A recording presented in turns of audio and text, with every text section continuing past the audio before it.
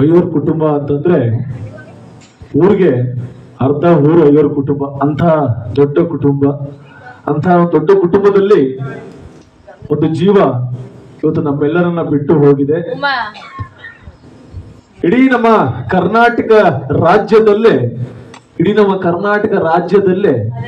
ಅವಿಭಕ್ತ ಕುಟುಂಬ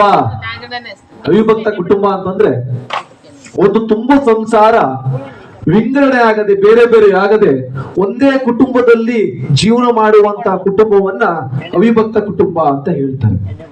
ಆತರ ಕುಟುಂಬವನ್ನ ಇಡೀ ಕರ್ನಾಟಕದಲ್ಲಿ ಸರ್ವೆ ಮಾಡಿದಾಗ 50 ವರ್ಷಗಳ ಹಿಂದೆ ಅಂತ ಸಂಸಾರ ಸಿಕ್ಕಿತ್ತು ನಮ್ಮ ಲಕ್ಷ್ಮೀಸಾಗರ ಗ್ರಾಮದಲ್ಲಿ. ಹೇಗಪ್ಪ ಅಂತಂದ್ರೆ ಒಂದೇ ಕುಟುಂಬದಲ್ಲಿ 100 ಜನ ಇರುವಂತ ಯಾವ್ದಾದ್ರು ಕುಟುಂಬ ಇದ್ರೆ ಅದು ಲಕ್ಷ್ಮೀಸಾಗರದಲ್ಲಿ 50 ವರ್ಷದ ಹಿಂದೆ ಸರ್ವೆ ಮಾಡಿದ್ರು. ಅಂತ ಕುಟುಂಬ ನಮ್ಮ ಗ್ರಾಮದಲ್ಲಿ ಇತ್ತು, ಅವರದೇ ಆದ ಒಂದು ಬೀದಿ ಇತ್ತು ಅಂತ ಒಂದು ಲೇಖನವನ್ನ ಬರೆದು ಆಗ್ಲೇ ಪತ್ರಿಕೆಯಲ್ಲಿ ಪ್ರಕಟಣೆ ಮಾಡಿದ್ರು. ಅಂತಹ ದೊಡ್ಡ ಕುಟುಂಬ ನಮ್ಮ ಗ್ರಾಮದಲ್ಲಿ ಇತ್ತು ಅಂತ ಹೇಳ್ಕೊಡೋದಿಕ್ಕೆ ನಾವೆಲ್ಲರೂ ಕೂಡ ಹೆಮ್ಮೆ ಪಡಬೇಕು, ಗೌರವ ಪಡಬೇಕು.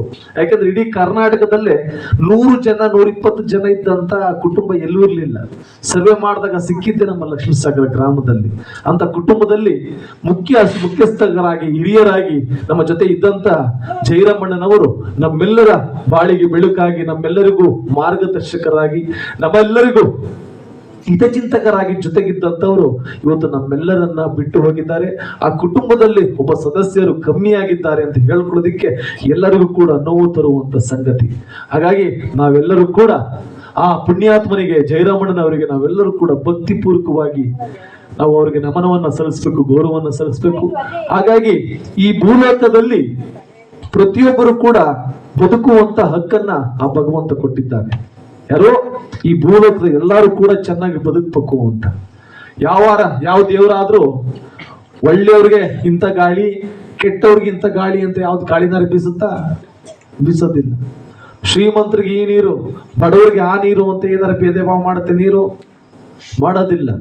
ಸೂರ್ಯ ಬೆಳಕು ಕೊಡ್ತಾನಲ್ಲ, ಶ್ರೀಮಂತರಿಗೆ ಮಾತ್ರ ಇಷ್ಟು ಬೆಳಕು, ಬಡವರು ಮಾತ್ರ ಇಷ್ಟು ಬೆಳಕು ಅಂತ ಏನಾರು ಬೆಳಕು ಕೊಡ್ತಾನ? ಕೊಡೋದಿಲ್ಲ. ಬಡವರಿಗೂ ಅದೇ ಬೆಳಕು, ಶ್ರೀಮಂತರಿಗೂ ಅದೇ ಬೆಳಕು, ಕೆಟ್ಟವನಿಗೂ ಅದೇ ನೀರು, ಒಳ್ಳೆಯವನಿಗೂ ಅದೇ ನೀರು. ನಾವು ಮಾತ್ರ ಮೇಲು ಕೀಳು ಅನ್ನೋ ಜೀವನದಲ್ಲೇ ಬಂದುಬಿಡ್ತೀವಿ. ಹಾಗಾಗಿ ಒಬ್ರು ಮಹಾತ್ಮರು ಒಂದು ಮಾತನ್ನ ಹೇಳ್ತಾರೆ, ಸುಗಂಧವೋ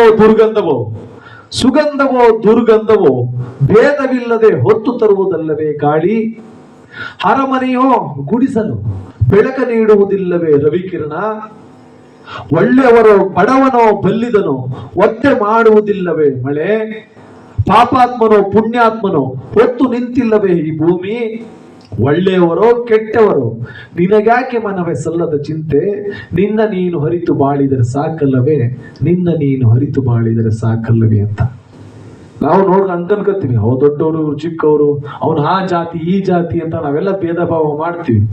ಆದ್ರೆ ನಮ್ಮೆಲ್ಲರಿಗೂ ಈ ಪ್ರಕೃತಿ, ಈ ಗಿಡ ಮರ ಗಾಳಿ ಬೆಳಕು ಯಾವತ್ತೂ ಕೂಡ ಒಳ್ಳೆಯವ್ರಿಗಿಂತದ್ದು ಕೆಟ್ಟವ್ರಿಗಿಂತದ್ದು ಅಂತ ಭೇದ ಮಾಡಿಲ್ಲ.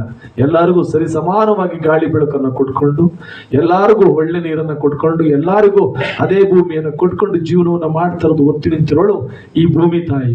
ಹಾಗಾಗಿ ಮನುಷ್ಯರಲ್ಲಿ ಮಾತ್ರ ಇಂಥ ಕೆಟ್ಟ ಆಲೋಚನೆಗಳು, ಕೆಟ್ಟ ಬುದ್ಧಿಗಳು ಇರೋದು. ಬಸವಣ್ಣನವರು ಮಾತು ಹೇಳ್ತಾರೆ, ನಾವು ಮನುಷ್ಯರ ಬಗ್ಗೆ ಕೆಟ್ಟದಾಗ ಮಾತಾಡ್ತೀವಲ್ಲ, ಜಾತಿ ಬಗ್ಗೆ ನಿಂದನೆ ಮಾಡ್ತೀವಲ್ವಾ, ಅದಕ್ಕೆ ಬಸವಣ್ಣನವರು ಮಾತು ಹೇಳ್ತಾರೆ, ನೆಲ ನೀಡಿರುವ ಭೂಮಿಯೇ ಹೇಳು ನಿನ್ನ ಜಾತಿ ಯಾವುದೆಂದು, ಹರಿಯುವ ನೀರೇ ಹೇಳು ನಿನ್ನ ಜಾತಿ ಯಾವುದೆಂದು, ಹಾರುವ ಹಕ್ಕಿಯೇ ಹೇಳು ನಿನ್ನ ಜಾತಿ ಯಾವುದೆಂದು, ಕುಡಿಯುವ ನೀರೇ ಹೇಳು ನಿನ್ನ ಜಾತಿ ಯಾವುದೆಂದು. ಇವುಗಳಿಗೆ ಇಲ್ಲದ ಜಾತಿ, ಇವುಗಳಿಗೆ ಬೇಕಿರದ ಜಾತಿ ಈ ಮನುಷ್ಯ ಕುಲಕ್ಕೆ ಕೈಯ, ಈ ನರಮಾನವನಿಗೆ ಕೈಯ ಅಂತ ಜಾತಿಯನ್ನ ಮಾಡ್ಕೊಂಡಿರೋದು ನಾವುಗಳು, ದೇವರಲ್ಲ.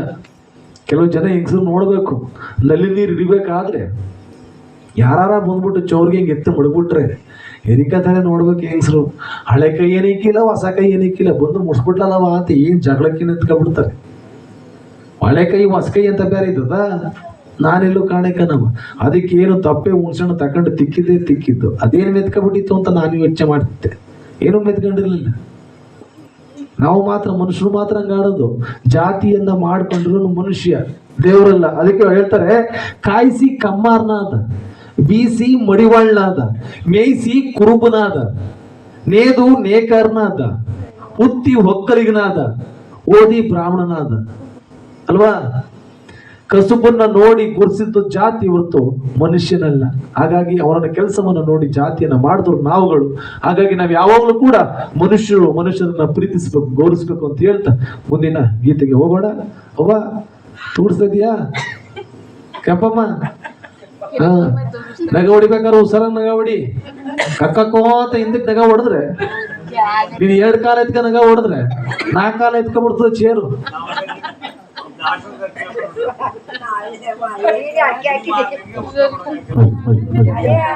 ಮುಂದಿನ